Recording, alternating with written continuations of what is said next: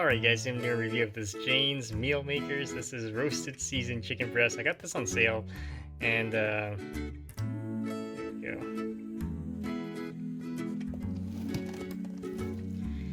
And where's the nutrient panel? There it is. If you guys want to read it, pause the ingredients. It's right here. You can pause the video to watch it. Alright, we're gonna open this up and do a quick taste test. Okay, so this is what it looks like when it's frozen here. I'm gonna cook it up in my air fryer and yeah. Or actually I might put it in something and we'll see how it turns out. So I'll be back, guys, stay tuned. So here's that piece of chicken. I was making something out of it, but I just want to do a quick taste test for you guys. There it is.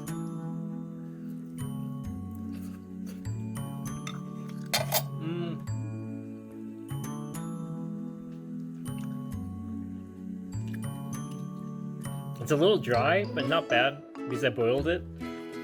It can turn out a little bit dry, but it does have a lot of flavor. So definitely check it out. If you have any questions, comments, guys, please subscribe to the channel.